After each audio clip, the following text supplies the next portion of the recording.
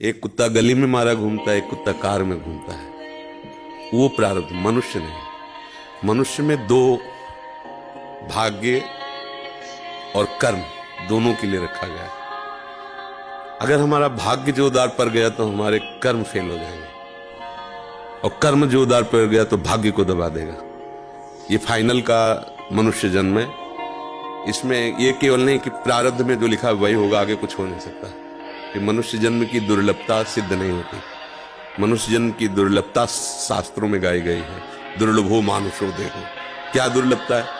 अब हमारे प्रारब्ध में लिखा है दुख ही भोगना है, लेकिन आपने निश्चय किया सत्संग सुन करके कि सर्व सामर्थ्यशाली भगवान और भगवान का नाम सब कुछ कर सकता है।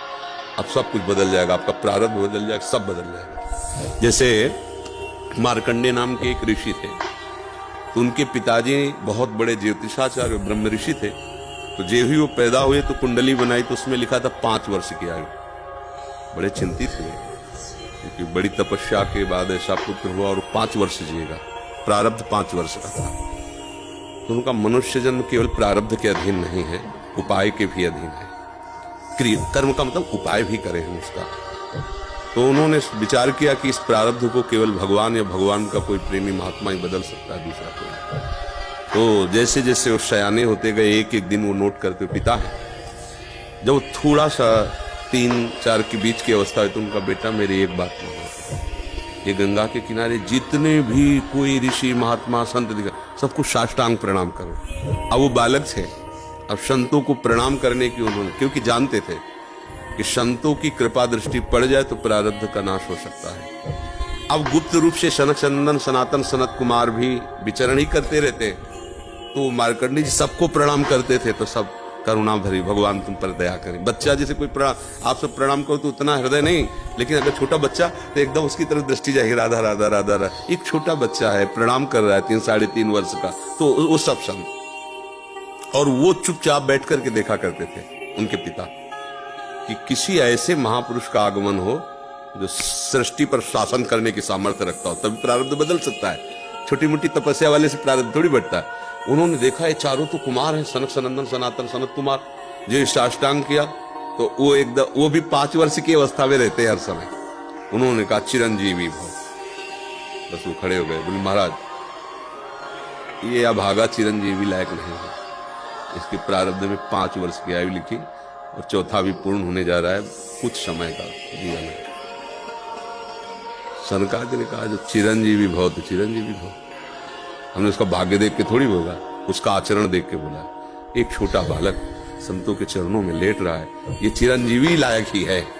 बोले महाराज अब भाग्य देख के दे, 5 वर्ष की आयु, अब कैसे।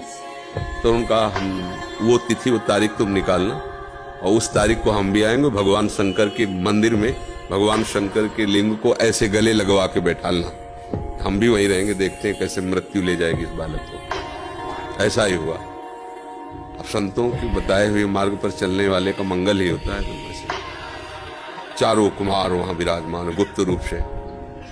धर्मराज पधारे, यमराज के रूप में नहीं, धर्मराज के रूप में। क्योंकि पर वो ये दृश्य देखकर घबरा गए, और मृत्यु के भी, काल के भी महाकाल भगवान शंकर है। उनका स्मरण किया कि भगवान आपके ही विधान का हम पालन करते हैं, जो आप आज्ञा करते हैं। 5 वर्ष की आयु है, वो आयु आज खत्म होने जा रही है, समय पूरा हो गया, पर मेरी ताकत नहीं कि आपसे छीन कर मैं ले जाऊं आपको गले लगाए हुए से। तो प्रभु आप प्रकट होइए और बताइए कि हम आपके कानून का कैसे पालन करें। अगर हम अभद्रता करते हैं तो आपकी मर्यादा जाती है, और अगर मैं अपने आपके कानून का पालन नहीं करते तो धर्म का नाश होता है।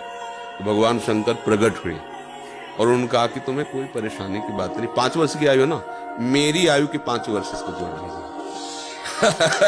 भगवान ने कहा मेरे हिसाब से। भगवान के जल पे जब यहाँ का पूरी सृष्टि का विनाश होता है ना, तो इतना होता है, निमेष इतने। जैसे भागवत में आता है, ब्रह्मलोक में एक कमल की पंखुड़ी ऐसे छेदी गई तो मृत्यु लोक का 1 वर्ष और वहां का इतना समय। तो भगवान का निमेष और ब्रह्मा की पूरी की आयु व्यतीत हो गई। आज भी अविनाशी हैं मार्कंडेय ऋषि, आज भी विराजमान है। क्या हुआ, क्रियमाण ने जोर कर दिया प्रारब्ध का नाश। जो प्रारब्ध 5 वर्ष का था वो अविनाशी हो गया, वो अमोघ हो गया। तो हम केवल पशुवत प्रारब्ध भोगने नहीं आए हैं, हम नए प्रारब्ध की रचना भी करने आए हैं। अब वो जो आध्यात्मिक शक्ति से युक्त नहीं है, केवल वो लौकिक बल से चाहेगा तो प्रारब्ध मिटिया मेट कर देगा, और आध्यात्मिक शक्ति प्रारब्ध को मिटिया मेट कर देगा। ये रहस्य है जो भगवान का आश्रय लेकर भावी मेट सके त्रिपुरारी। भगवान का आश्रय ले लो तो जो कुंक भाल के है वो मिट जाएगा। हमारा प्रारब्ध इतना जोर, जैसे प्रारब्ध है किडनी फेल, ये पूर्व प्रारब्ध। माँ के गर्भ से इस रोग की रचना हुई, जान तो पाए 35 वर्ष की अवस्था में, 20 वर्ष बाबा जी बनने के बाद। अब मांगते खाते अपने भजन मार्ग